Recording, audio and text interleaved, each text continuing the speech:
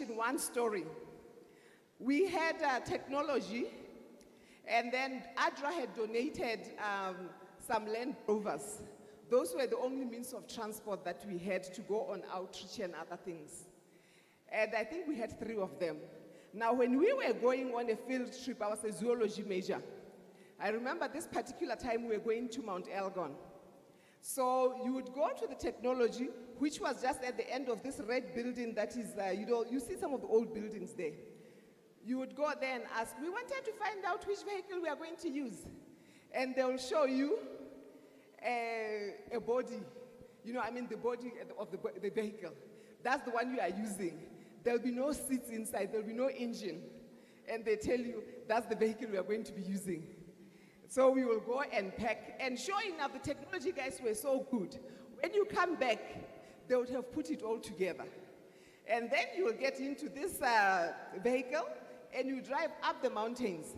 Now the sad part of it will be, we bring our pillowcases, our pillows, because that's what we'll sit on. Remember I told you there'll be no seats there, so it'll be like cushions, there'll be no cushions. And then somebody has to sit behind the driver and hold the seat for the driver, because as he drives, if he goes over a 10, the seat will go off and he will remain clashing on the clash like that. Anyway, that was Baraton in the good old days. But we survived and we graduated. Now you have a hospital. That was where our labs were for the outside. I'm here to talk about Youth Alive. I'll tell you stories another time. As I go into this thing, can I have the next slide? I'm not sure how we're going to work on this one here to move the slides along. If you get my presentation, you'll find out that it comes with a disclaimer. Because sometimes when we share presentations with young people, they may take them out of context, and then the message is lost. Especially this kind of presentation that I have, that I've got slides that talk to alcohol, that talk to sex, that talk to all sorts of things. If you take them out of context, they lose the meaning. So please, if you receive this presentation, keep it intact. It is meant for educational purposes only, and it's meant to be used in its context. In the next slide that we are looking at, you will notice who are the partners of Youth Alive. How many of you have had Youth Alive training? Let me see. Because the GC, we've been going around training people.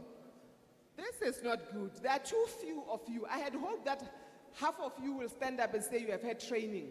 Youth Alive then is a program that the church has put together, and it has been put together by the Health Ministry's department. You know, as churches, sometimes we work in different group silos like that. But this is a wonderful program, because in this program we have got all these departments of the church coming together to do something for the young people. As health ministries, we say you should mainstream health. Some of the departments say, but how? What should we do? Now for youth, there's no more how. You actually have this program. So the Health Ministry's department has put that together. The Education department, and we do expect that all our institutions will have a Youth Alive program there. They've got a number of videos, a number of resources they've put in. And then you, the Youth Ministry's department, with all your other departments like Pathfinders and the other sections there, all of you are the implementers. We look to you to be implementing the Youth Alive. But then, you come from families. And as members of families, how am I going to deal with this one? As members of families, the family ministries is very critical to be part of that. Youth Alive talks to your lives. It talks to the things that are happening at personal level in your lives. And for that reason, it is a tool that you can actually take out into the world. That's why Global Missions is part of us. You can take this tool, much like your community pathfinders. It can be in a school where you are. It does not have to be in a church. It's not a church program. It's about the youth. The church has put a program together that empowers youth. And it can go out into communities. You can have Youth Alive clubs and Youth Alive groups in communities. It's your evangelism tool. So we work very closely with Global Missions. In the next slide that I'm looking at right now, you can see the programs. Can you move back a bit on your slides there? You have moved too fast. I need to see the components. Yes. You can see the components of the Youth Alive program. The Youth Alive program, we put it together through training camps.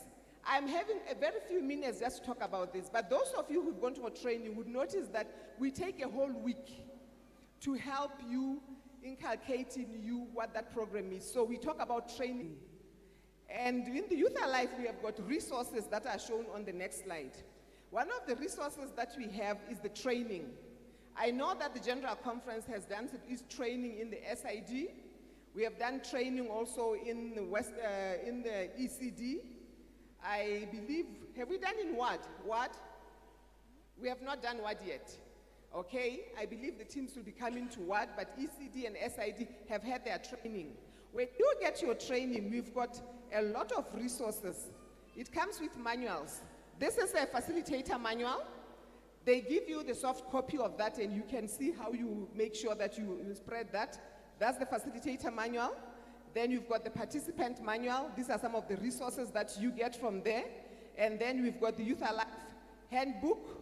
And above that, we've got also some brochures and a number of others, like the Youth Alive pledge. So these are some of the material that the General Conference has put together, and it gives to you when you are being trained. Then you have that so that they help you as physical resources that you can move with the program on.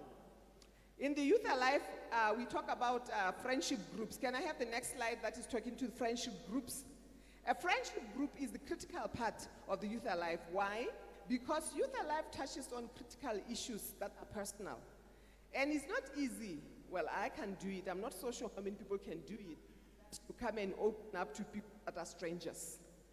You want people that you feel comfortable with, right? If you have a situation at home of abuse, you want to tell somebody.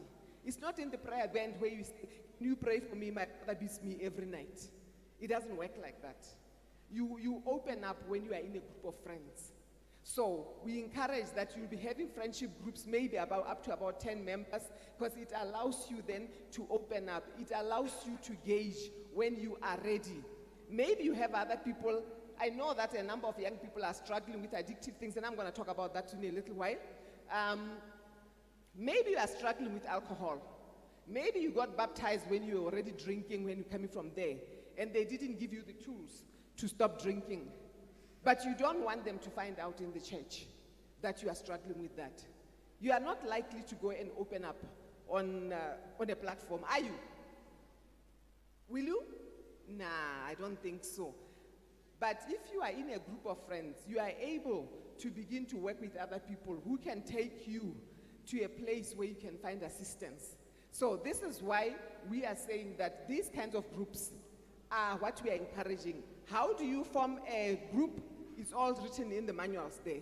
The manual takes you through how to form the groups, how to work as a group, what sort of things you can do in the group. All of that is written in the manual. So I would really encourage you, because we would love to see the Youth Alive clubs and Youth Alive groups throughout this whole territory of Africa of ours. And you will see the few topics that we are dealing with. Now, we have something very special called the Youth Alive Pledge that should be showing on the screen just about now. I had hoped for the big screen there, because the pledge is critical for you to understand what Youth Alive is about. Can you see what is there? Can you see it?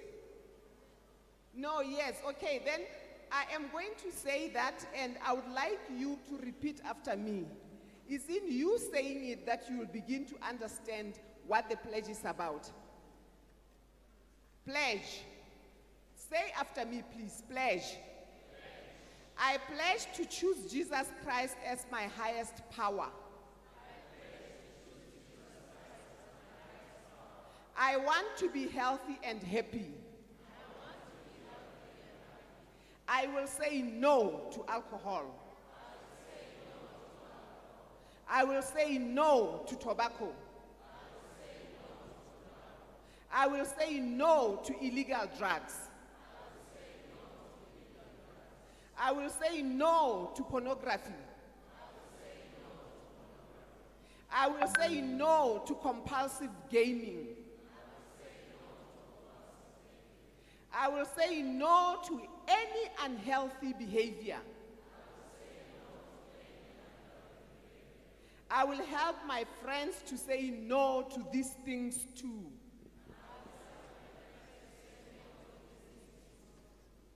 I pledge to stand up for what I know is right.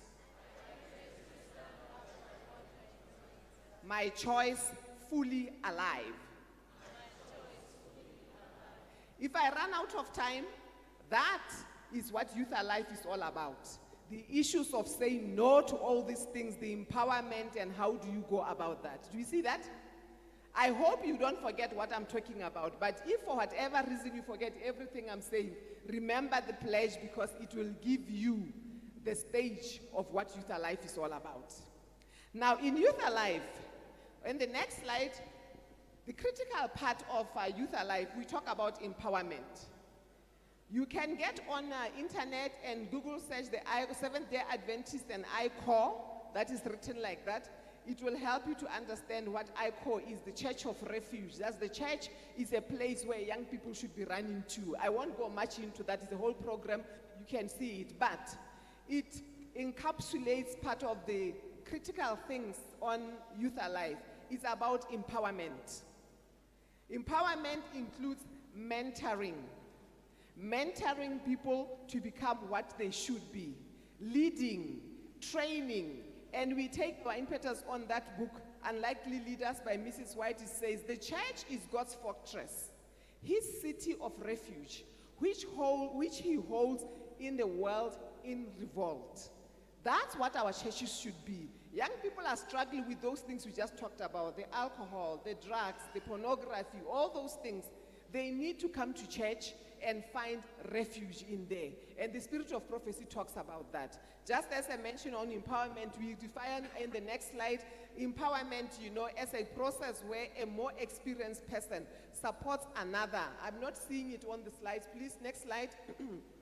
Developing outside the normal line of management. In other words, when you empower, when you are mentoring somebody, it's not just managing them. It's not just telling them what not to do. It is actually holding their hands and lifting them up to where you are.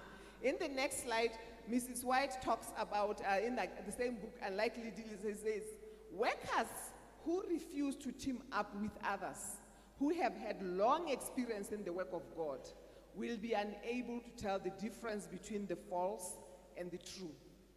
And young people, I would encourage you to take this message to heart. Because as young people, we have a lot of energy. We want to change the church. The church has been stagnant for so long. That's why it is so boring. That's why there's no change. There's no this, that, and the other. It's okay. We all want to have our history. We all want our time to have been felt. But there's a reason why the church still stands. Amen? The church is still there because of some of those boring things that are there. There are some things that are so critical to the church that have anchored It's okay to modernize. It's okay to find things. It's okay to fine-tune some things and fill your space. But remember, you are standing on a space. You are sitting in a building. Somebody built that building. Somebody made that space be there. Therefore, your methods that are so nice and so brilliant cannot be everything there is. Okay? The spirit of prophecy says, if we are not empowering you, if we are not mentoring you as the leaders, you will soon not know right from wrong. We will soon struggle to get the things from outside to bring them into the church because we are trying to spice up things. We can't spice up things so much that we cannot recognize ourselves. It is important for us to know who we are first as young people, okay? Now, in the next slide, I just touch briefly on some of the topics that we find in Youth Alive. In the interest of time, I'm just going to mention a few of them. I think I'll just mention the top 3 there. We talk about dating and relating challenges, because a lot of the young people are in that place where you are looking for life partners. What are the issues that are there? We are in Youth Alive. This is the space where you start to air those issues. The issues of peer pressure. I've already alluded to issues of addiction, and I'm going to be going more onto that. Come to our workshop. where I'll be expanding more. Oh, this one. You should put something here, yes. Come to our workshop where we'll be talking more about risky behavior. But let's talk a little bit on issues of dating. In the next slide, I'm talking about dating violence. Why is this important that in a plenary, a big place like this where the whole of Africa is gathered, we talk about it? Because as the world, we are struggling with this issue of violence. Violence and abuse of women and children, right? Every country is having that problem. But when you look closely at that problem, you'll notice that it doesn't just start when people are now married and they are older. A lot of times, it starts even at dating. When you start to get close to the person and you are preparing to get married, the issues of violence are already showing themselves there. At the slide is showing, we talk about dating violence. Dating violence basically is when someone you are seeing romantically harms you in some way. It can be physical, it can be sexual, it can be emotional. And it is important as Adventist young people that you learn to recognize that. Because when that person is already being violent with you, when you are dating, what is he going to do now when you are married? She's now your wife. She's going to be controlling you much more. So it is important at Youth Alive that we talk about this level of it. Now, I'm just going to mention a few signs of unhealthy relationships which we are looking at in the next slide. And please go with me, don't... okay, stop right there, because then the next one you have got to move one click at a time. These are some of the signs of an unhealthy relationship. The intensity. You are in a relationship, you feel it in yourself that this relationship is moving too fast. You know, the next moment is hello, good morning, how are you? Then he wants to touch your hand, and then he wants to kiss you, and everything in you is screaming no. You should know you are in a wrong relationship. That's an unhealthy relationship. The other thing is manipulating. You don't love me. If you loved me, you would have done 1, 2, 3. So that to give you a guilty feeling. A relationship is not about manipulation, it's about both of you. So nobody should guilt you into doing things that you are uncomfortable with. The other part of it is, why are you always bringing your friends? When you are trying to go on a date, you always want to have somebody else. Mrs. White talks about the chaperone. In the olden days, we had the aunties that will go along. But he wants you to be alone. No, these friends of yours, they interfere. You know you are all mine. We should have our own little private space. Watch out for that. Because that is a sign of an unhealthy relationship. Let's put the next clicks. The two. Next one, please.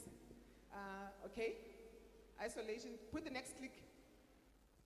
And then the next one. Jealousy. Now, somebody starts to be so jealous, and I've heard young people saying, oh, he loves me so much. He doesn't even want anybody to talk to me. You know, if some people talk to me, he's so jealous. Jealousy is not a sign that you are loved a lot. It's an unhealthy form of relationship. Let's look at the next one there. Guiltying.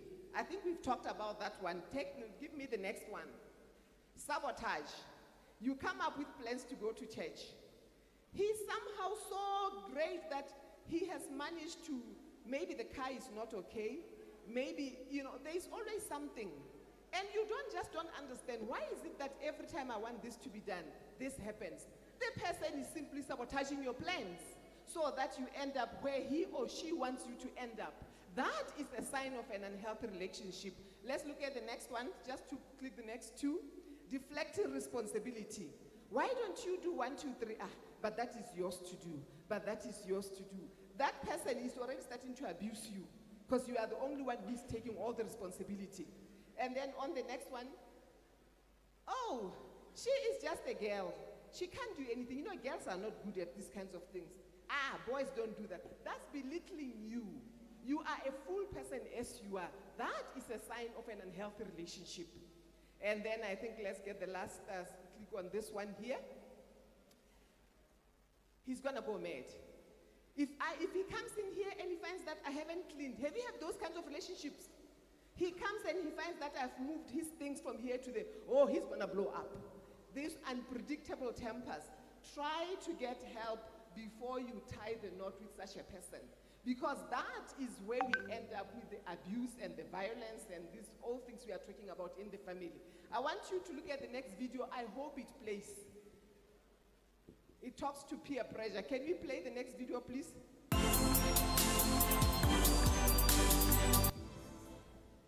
Okay, start it properly.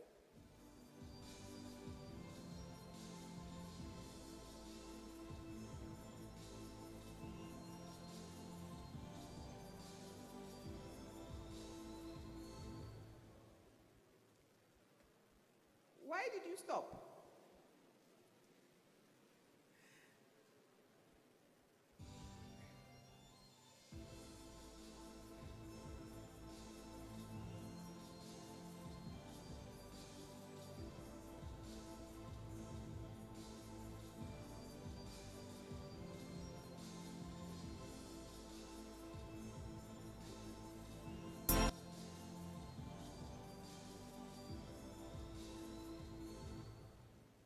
Okay, stop it right there and move to the next slide. The video, I had hoped that they told me that they have this project up here because there are some things that are better said by the owners. The message in the video, it shows that a lot of people end up doing these addictive things like smoking and drinking because of what they watch. The spirit of prophecy tells us how we should be careful about the movies that you watch, the novels that you read, okay? You can be thinking, no, I'm just watching an innocent movie. In the video, they show you placements that you are watching an innocent movie, but some people who are wearing all of these labeled clothes are smoking or are drinking.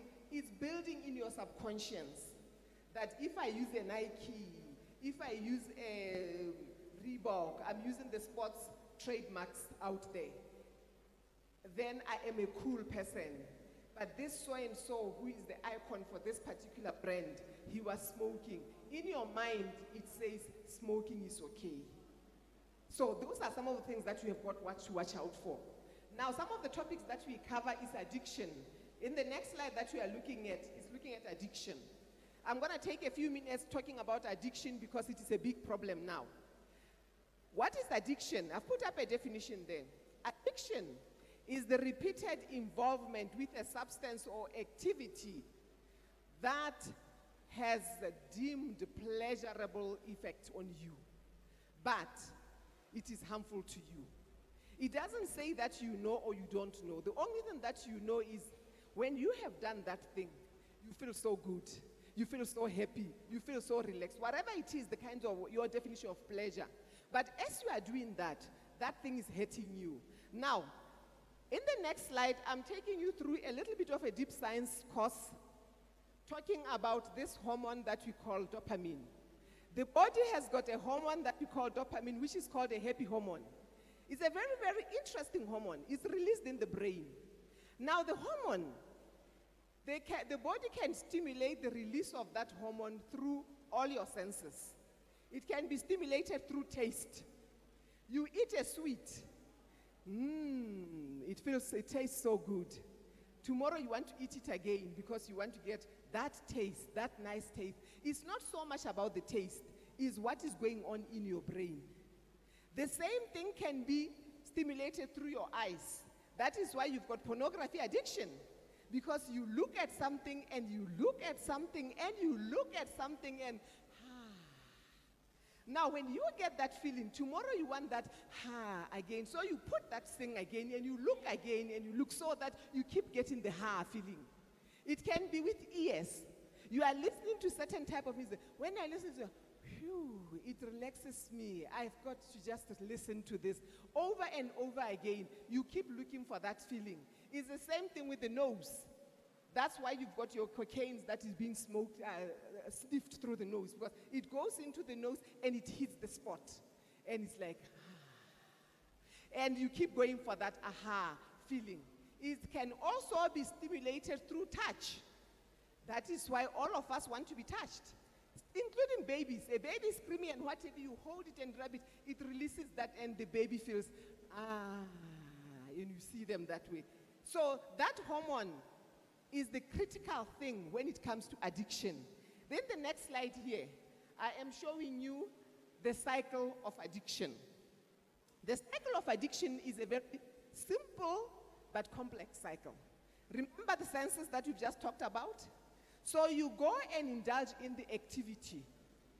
The activity, whether it is seeing, touching, tasting, smelling, hearing, whatever it is, that activity stimulates that hormone.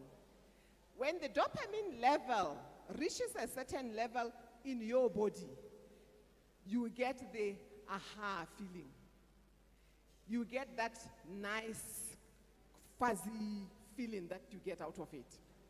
If you want to picture it, think about when you are very, very thirsty and you drink water. You know how it feels?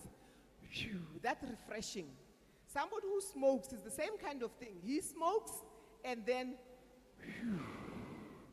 So, as long as the dopamine levels are at a certain level in your body feels that warm, fuzzy thing.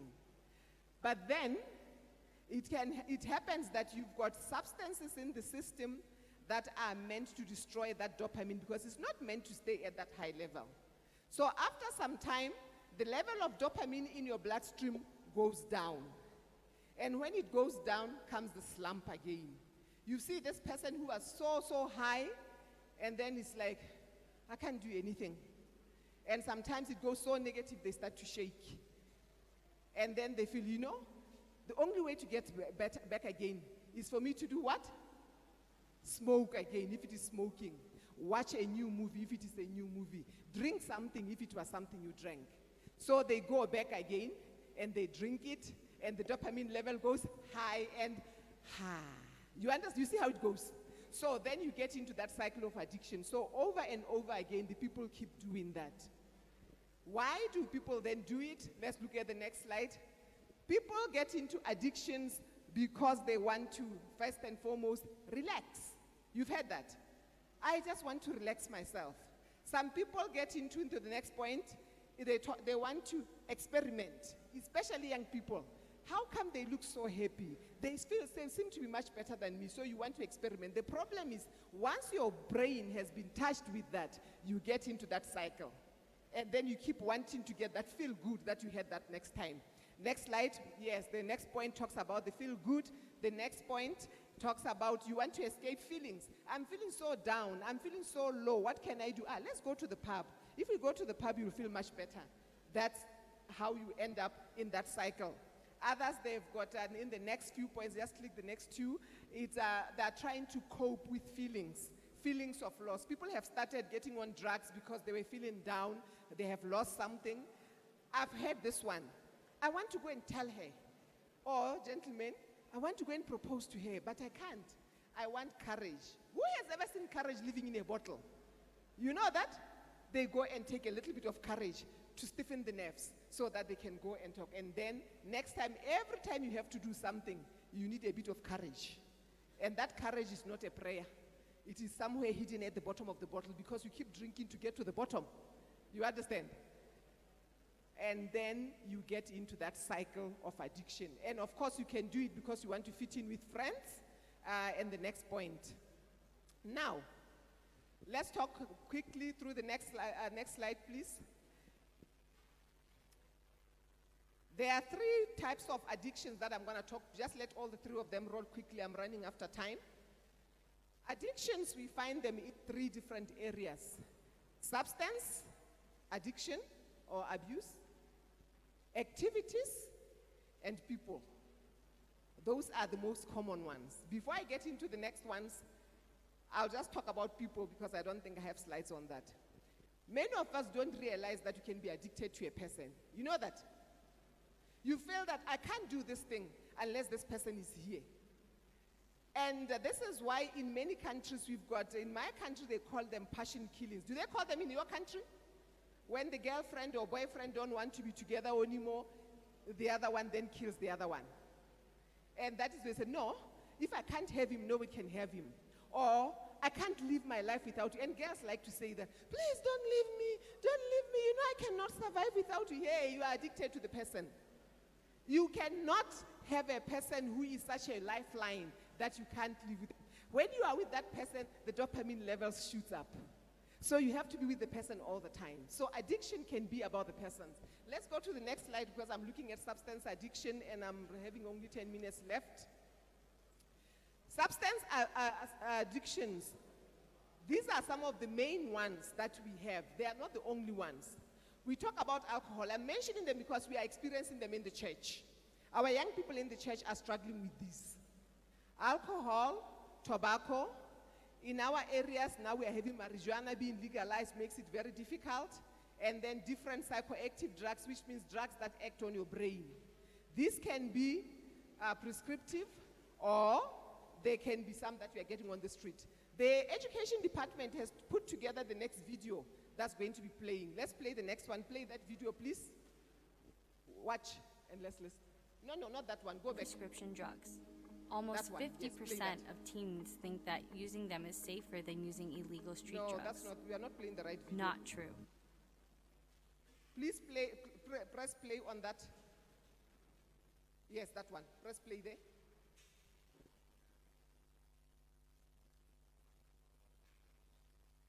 Technology, where are you when I need you? That's from the education department. I'll be in trouble if I don't play their video. Are we coming? Yes. Okay, let's have the sound.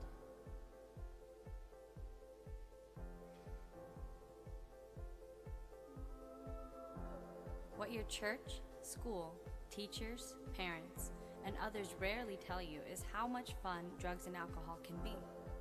Beer, wine, hard liquor, marijuana, ecstasy, shrooms, or crystal meth, even prescription drugs like Vicodin and Adderall can provide a pleasurable escape from the predictability of daily life.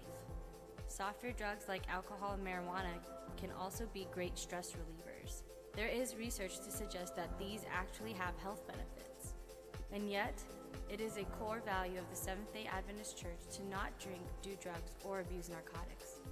The 22nd fundamental belief reads, since alcoholic beverages, tobacco, and the irresponsible use of drugs and narcotics are harmful to our bodies, we are to abstain from them.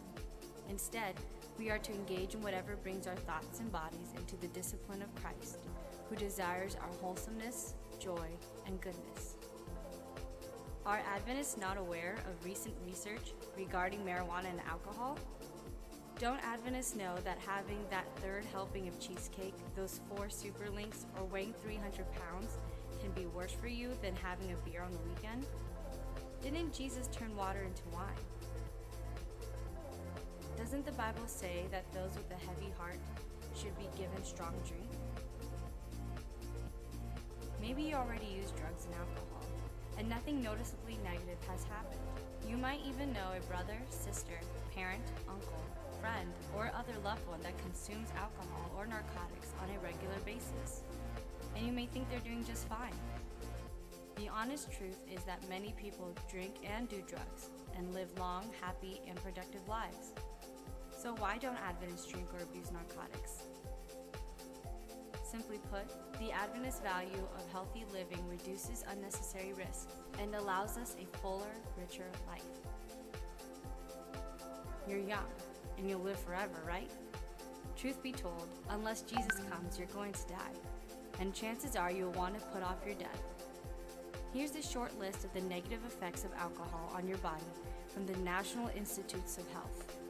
Cognitive impairment, increased aggression, memory loss, mood change, cardiomyopathy, arrhythmias, stroke, high blood pressure, heart disease, alcoholic hepatitis, fibrosis, cirrhosis, pancreatitis, cancer of the mouth, esophagus, throat, liver, breast. That's the short list from the National Institutes of Health, the world's authority on health. When they say drinking is unhealthy, it is. Okay. I hope you got something out of that. The technology thing is not working very well for us. But for your information, you saw that link that I showed you, the Youth Alive tube. Go to that link and watch the whole of this video. It answers a lot of questions with young people because young people say Jesus turned the water into wine, therefore we should drink. Timothy said to Paul, put a little bit of alcohol, therefore we should drink. Watch that because it will help you have the answers to yourself and also to your friends. Medically speaking, you've seen all the side effects, and I'm winding up now because my time is running out. On the next slide there, I want you to have this verse in your minds. Do not look on the wine when it is red. I can see that, yes. When it sparkles in the cup, when it goes down smoothly, at the last it bites like a serpent and stings like a viper. That's what the Spirit says. The bite and the sting of the serpent is nothing other than the side effects that we are showing you there. There is death inside, but before you die, you are going to suffer first. Now, as I said, these are just some of the highlights of the things that we have in Youth Alive. The training itself is a week long. The material is a lot. The time I'm given here is not enough. So I'm not able to cover a lot of things. If you want to come and hear more about Youth Alive, come to our workshop. I'm going to ask the person at the back there to scroll quickly to the last slide. Are you able to do that, sir? Okay, thank you very much. Youth Alive, in short, I've skipped a number of slides in there where we talk about gaming, we talk about pornography, we talk about a lot of things, but you can come to the workshop and see how we deal with it. But I just want to summarize here and say to you, Youth Alive is a youth discipleship program. It's designated to build resilience against at-risk behavior. It targets you, the teens, and the young people. We know that we have to live in this world, but we know that we are not to be of this world. Therefore, as you are struggling with those things, see if you can put a Youth Alive club, a Youth Alive group, and get all these resources to bring some of the resilience, some of the help for your people. Thank you very much. Can you put my last slide there? I thought I had left my contact details. I don't have the contact details. But thank you very much. You've been wonderful.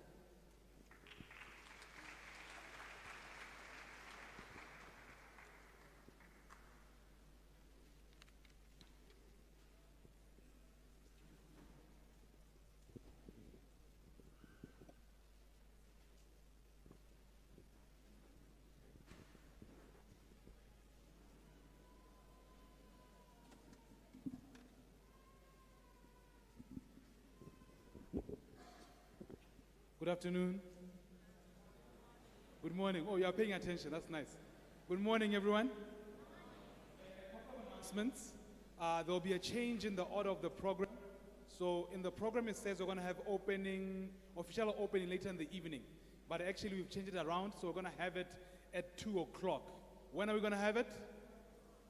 Okay, 2 o'clock is going to have the official opening. Then later on, we have a special program called Let's Talk. So Let's Talk is basically seeking clarity from all the presenters of the day. So if you want to hear more, or you have a question to ask any of the presenters from morning manna all the way to the plenary session or the workshops or wherever, please prepare your questions. So get a piece of paper, write your questions, and then I'll show you later where we're going to collect the questions. And then in the evening, we'll have the presenters here and then review the questions and have them answer them. Is that clear? Okay, and then another announcement is that registration is ongoing. Registration is ongoing. If you have not registered yet, please visit the tents, get your registration on. A couple more announcements. We need the union directors for Cameroon, union directors for Cameroon, West Sahel, Tanzania, and Kenya. Please, we need you. Go to the balcony to meet with Pastor Paco, as well as Dr. Kavis and Pastor Malekeo. Dr. Kavis and Pastor Malekeo, please join the union directors that we've highlighted up there. Next, we're going to have Pastor Ugo. He's going to give us an orientation on the workshops. After this, we're going to the workshops starting from 11 o'clock. He's going to give us a summary of how we're going to go about it. Pastor Ugo. Thank you. Good morning once again, everyone. Just some pieces of information regarding our workshops. We are just going to do this today because this is the first day and the first time for the day. After this time we expect that everybody understands what to do. The first information to everyone is that every delegate is to attend 6 workshops. And by the grace of God, we have 20 workshops. As you would see on the program, we're supposed to have 22, but 2 of our presenters are not going to be present for some obvious reasons. Other than that, all the other 20 workshops, which I would introduce to you shortly, are going to hold.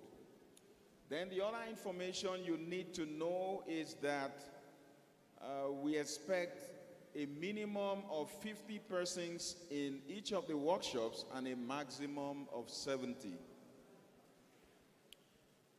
We are blessed as a church. We have resource persons that have been, that are experienced and are willing to share with us their wealth of knowledge and experience during this workshop. So I want to encourage every delegate to take advantage of these workshops, because we have carefully chosen those who are presenting these workshops. And at this time, I would want to introduce to us the presenters, the resource persons for these workshops. I would appeal to them that when I call on you, you come forward so that the delegates will see you and identify you. We know it's on the program, but we are doing this so we can make things a little more easier for all of us. And in addition to that, we have also assigned some support team to each of the presenters. So when I invite each of the presenters, I would also invite the support team member that will be working with each of these workshop presenters. I want to begin with the first on the list, and that is Think Big. That one is going to hold in the Food and Consumer Science building. You're going to get some help. That building is somewhere behind the humanities. But you'll get some help as we step out for those who will be going that direction. And we have, you have all the details on the program booklet, but I just want to invite Stephen Apola. He is the Associate Director of Publishing Ministries for the General Conference. I hope he's here. Just come forward, please. All right, it looks like he stepped out, but he's going to be in that. Oh, yes, he's here. Come on, please. And I want to invite a team member that will be working with him.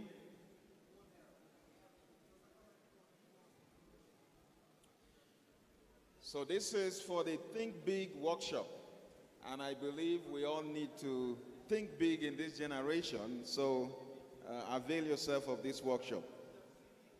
Then the other workshop will be in room 15. And that is the beauty of Christian living. The beauty of Christian living. That will be taken by Burton Monga,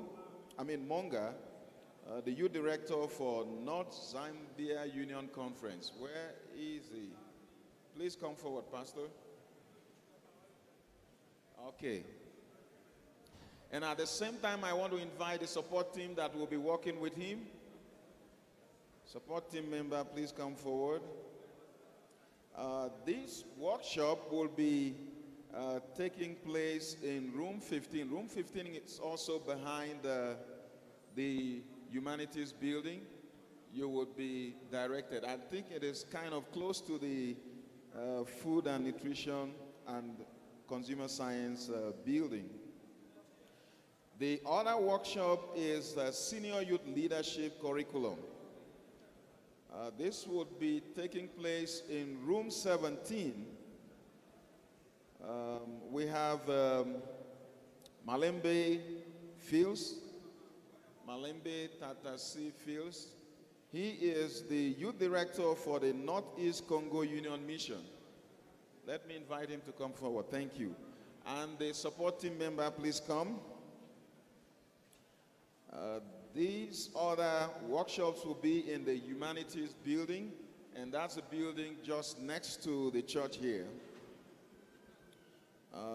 The first on the list there is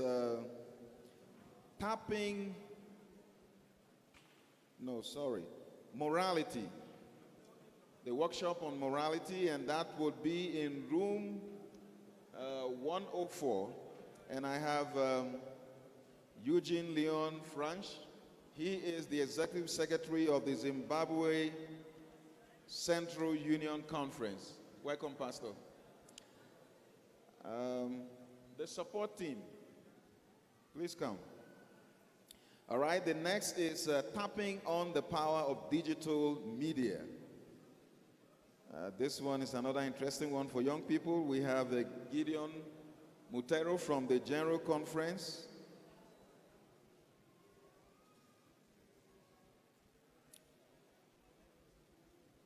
All right, the support team for Gideon. Gideon is one of the vice president for Hope Channel International at the General Conference. He is going to be leading out in that that workshop. The next is lifestyle health development.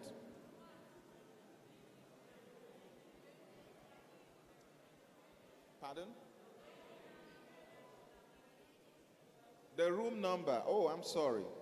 The room number is H105. H105. And then the next is lifestyle health development. This will be in room 106.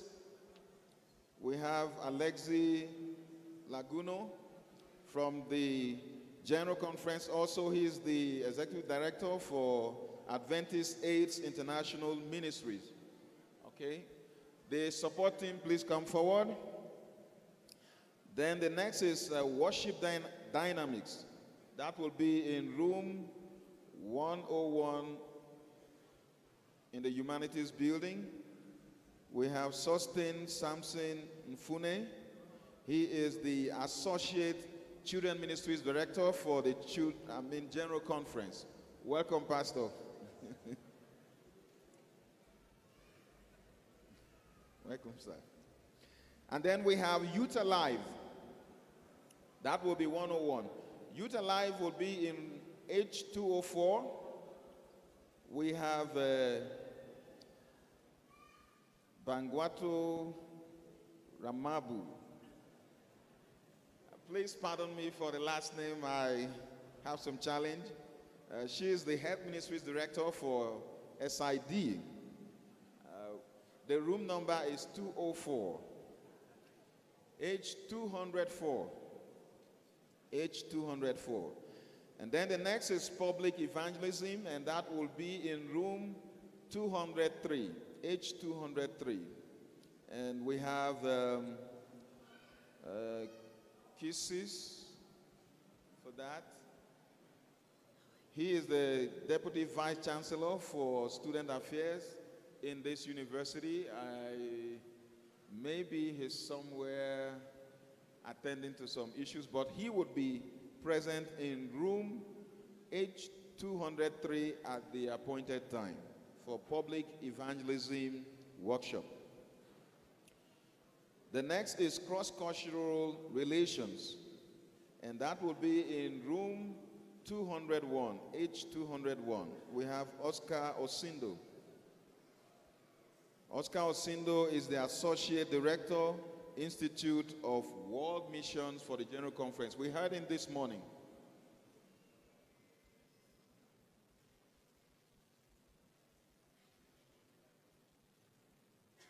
Okay.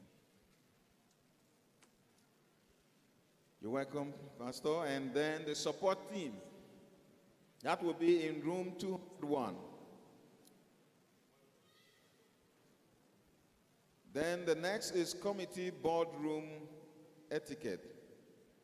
That will be committee/boardroom board etiquette, sorry. That will be in room H102. We have Geoffrey Mbwana, the Vice President General Conference, would be sharing with us some wealth of experience in management of meetings. Welcome, Pastor. The support team, thank you.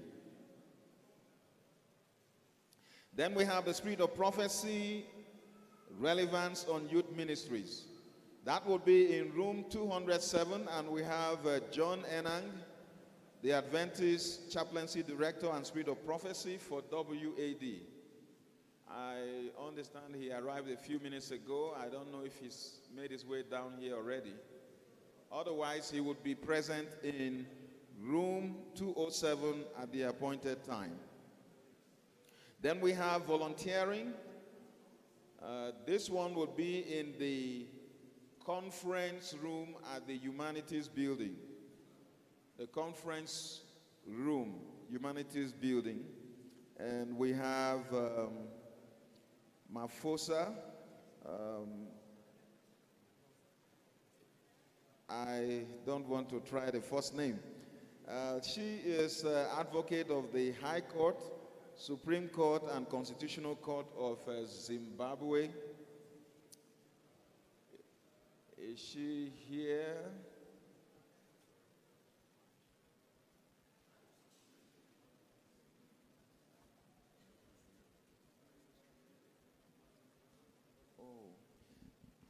I'm told I didn't pronounce it well. Nyarazo. I'm sorry, please. I'm not familiar with the name. All right. The next, but is she here? Anyway, she would be in the room at the appointed time, and the room is the conference room at the Humanities Building. The next is community involvement. Community involvement. That would be in room H107. We have our own Gilbert Kanji. He would be leading out in that workshop. He presently serves as the Pastoral Services Manager for the Sanitarium in SPD, and we are blessed to have him. He used to be our GCU Director, and he will be sharing with us on that. Personal evangelism, I'm sorry. That will be in room H202. We have Felix Njini, the Youth and Education Director for Zimbabwe Central Union Conference. Where is he? Come forward. The room is 202. The support team, please come forward.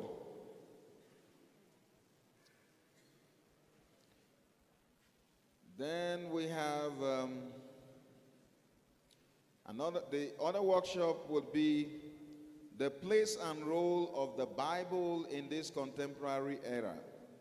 The place and role of the Bible in this contemporary era, and that will be right here in the church. We have, for that, Abner de los Santos, who is also one of the vice president of the General Conference. He arrived this morning. We'll give a few minutes, but I know at the appointed time he will be here for that workshop. It's going to be right here in the church. And then the next is stewardship and church finance. Stewardship and church finance. It will be in the boardroom up here. When you go through the back and up, and we have Duncan Mumbo, who is the chaplain of this university. He's the one that will be leading out in that. Support team, please come forward. The room is up. You pass through this door or the other door and you go up. The next is church discipline, and that will be in the science building, room 149, Church Discipline, Science Building, room 149. That will be taken by Ugochukwu Elems, Youth and PCM Director, WAD, and that happens to be myself. Support team, please come as well. And then we have entrepreneurship, will also be in the science building. The science building is next to the humanities building. Entrepreneurship will also take place in the science building, room 239. And we have Uzonna Nwangwa. He is the founder and CEO of Ivan Global and Investment Groups. So let him come forward. And the support team, please come. The room is 239, 239, 239. All right, so these are the workshops. And at this point, I want to say thank you. My job is done. We would... oh, did I skip? Yeah, there's another workshop. How did I skip that? Just one moment.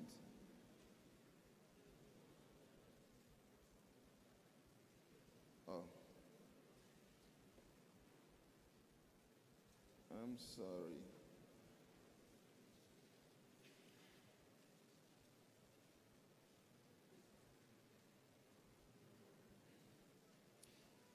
Yeah, there's another workshop, the workshop on Geoscience Research Institute and its...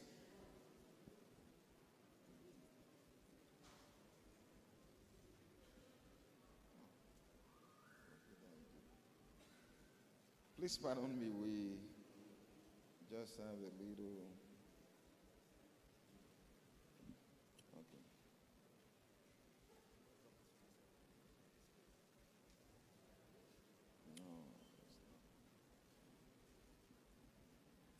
All right, so the Geoscience Research Institute and its services will take place in the Humanities Building, and that will be in room 206. 206. And let me invite the presenter, Oyedeji Oluwole, to come forward, and the support team, please come. It will be in room 206 in the Humanities Building. And then the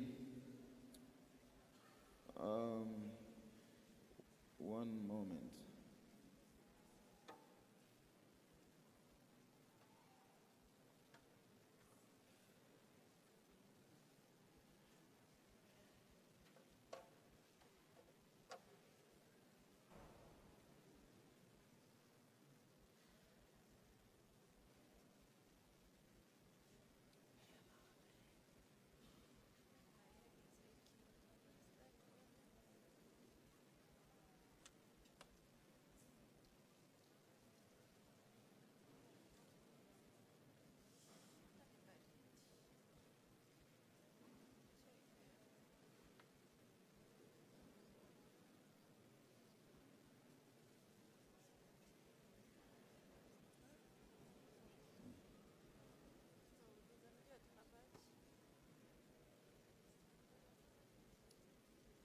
I think we covered the workshops. All right, so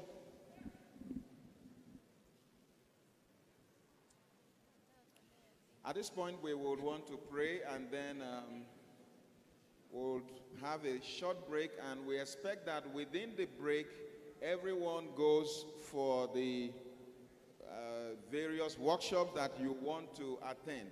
Now the procedure is this.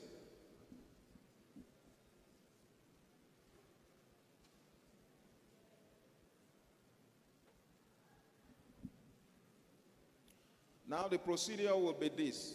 The workshop presenters would always be in the same room, and they will continue to present the same workshop, so that we are supposed to be rotating as delegates. We don't expect you to go back to the same workshop, because that will mean you are depriving some other persons from participating in that workshop.